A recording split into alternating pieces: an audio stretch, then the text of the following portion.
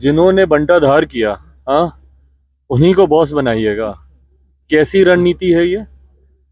अगर आज की तारीख में अगर इन 3 राज्यों में अगर तथाकथित इंडी अलायंस का या विपक्षी दलों के गठबंधन का सबसे ज्यादा नुकसान हुआ तो किस कारण से हुआ? मुख्यमंत्री नीतीश कुमार जी के बयानों से ही हुआ ना। और इनके बयानों पर जो बाकी दलों ने खामोशी रखी, क्या इन्होंने महिलाओं का अपमान नहीं किया? बिहार की विधानसभा में खड़े होकर जिस तरीके से अश्लील शब्दों का इस्तेमाल किया गया, उस पे जिस तरीके से तमाम गठबंधन दल के नेता खामोश रहते हैं, वो नुकसान का कारण बना। नुकसान का कारण बना अनुसूचित जाति से आने वाले वरिष्ठ नेताओं का अपमान करना, जिसमें खुद मेरे नेता, मेरे पिता आदरणीय रामविलास पासवान जी शामिल हैं। पूर्व मुख्यमंत्री जीतन राम मांझी जी, जो कि खुद दलित समाज से आते हैं, उनका अपमान, उनके लिए जिस तरीके से के अपशब्दों का इस्तेमाल बिहार की विधानसभा में ही किया, जिसका प्रमुखता से जिक्र भारत के प्रधानमंत्री आदरणीय नरेंद्र मोदी जी ने हर सभा में किया, उस पर जिस तरीके से तमाम इंडिया अलायंस के नेता उसमें खामोश रह गए, जिस तरीके से सनातन धर्म को समाप्त करने की बात की जाती है, उस पे जिस तरीके से तमाम इस अलायंस के नेता खामोश रह गए, ये तमाम कारण जिम्मेदार बने हैं। तो जिसमें सबसे बड़ी जिम्मेदारी आप जा रहे हैं, हर राज्य में कांग्रेस के बड़े नेता बात कर रहे हैं जातीय जनगणना कराएंगे, जातीय जनगणना कराएंगे। उदाहरण क्या? बिहार की तर्ज पे। क्या बिहार में हम लोग जानते नहीं है किस तरीके से जातीय जनगणना हुई? बंद कमरे में टेबल पे बैठ के रिपोर्ट तैयार कर दी गई, किस तरीके से धांधली हुई है, कितनी जातियों को इसमें छोड़ा गया है, कमतर करके दिखाने का प्रयास किया गया है, ये हर कोई जानता है। इनके मुद्दे ही गलत थे और इनके ज्वलंत विषयों पर खामोश रह जाना, और खास तौर पर मुख्यमंत्री जी के, हमारे बिहार के मुख्यमंत्री जी ने जितने अपशब्दों का इस्तेमाल किया, उस पे इंडी गठबंधन के लोगों का खामोश रहना ही सबसे बड़ा कारण बना है विपक्ष की हार का।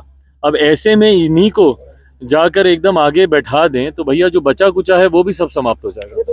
इस लोकसभा विधानसभा में हमने देखा कि अंतिम समय में जातीय जनगणना का एक मुद्दा आया था। आपको लगता है कि 2024 में ये मुद्दा कितना महत्व रखेगा? भाई, महत्व तब रखेगा जब आप सही उदाहरण से सामने आएंगे। अगर आप बिहार का उदाहरण दिखा के अगर आप जातीय जनगणना की बात करेंगे तो लोग भली भांति जानते हैं कि जिस तरीके से यहाँ पे धांधली हुई, अगर इसी तरीके से करनी है तो रिपोर्ट आप आज ही साझा कर दीजिए ना, आप रख दीजिए जनता के सामने। फिर उसमें फिर जनगणना का दिखावा करने की जरूरत क्या है? कितनों के यहाँ जनगणना हुई है हम लोग भी जानते हैं यहाँ पे। तो ऐसे में हमको नहीं लगता, देखिए आज की तारीख में विकास बिहार, अगर आप देखेंगे मध्य प्रदेश में जिस तरीके से महिलाओं से जुड़ी हुई योजनाओं का लाभ भाजपा की सरकार को वहाँ पे मिला है, जिस तरीके से लाडली योजना है या महिलाओं से जुड़ी हुई और योजना, जब तक आप सही योजना लेकर नहीं आएंगे और उन योजना को धरातल पर नहीं उतारेंगे, योजना बिहार की शराबबंदी की तरह नहीं होनी चाहिए ना कि कहने के लिए हो गई और धरातल पर खुलेआम जहरीली शराब बिक रही है। हाजीपुर के लिए क्या होगा? हाजीपुर का पत्ता नहीं खोल रहे हैं आप। भाई कितनी बार खोले? हाँ, आप लड़ेंगे, माँ लड़ेगी। अब जब तक नामांकन नहीं कर देंगे तब तक आप लोग मानिएगा नहीं। डीएमपी सांसद को लेकर गौमूत्र का विवाद हो रहा है, गलत है, गलत है ये। संसद में जिस तरीके से माननीय सांसद के द्वारा इस तरीके की भाषा का इस्तेमाल किया गया, ये गलत है। ये कहीं ना कहीं उसी सोच को बढ़ावा देता है जो सनातन विरोधी सोच है।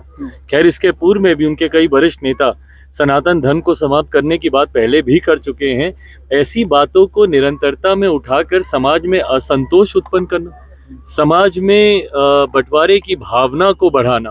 प्रधानमंत्री जी ने 3 राज्यों में चुनाव की जीत के बाद अपने संबोधन में खुलकर और स्पष्ट तौर से ये बात कही है कि ऐसे लोगों से सावधान रहने की जरूरत है जो समाज में बंटवारे की राजनीति, समाज को बांटने की सोच के साथ जो लोग राजनीति करते हैं। ये उसी का एक उदाहरण है। बहरहाल आज सदन में उन्होंने माफी भी मांगी है, इस पे खेद उन्होंने व्यक्त किया है। मैं उम्मीद करता हूं कि भविष्य में कम से कम लोगों की भावनाओं के साथ खिलवाड़ करने वाले इस तरीके के बयान सामने नहीं है।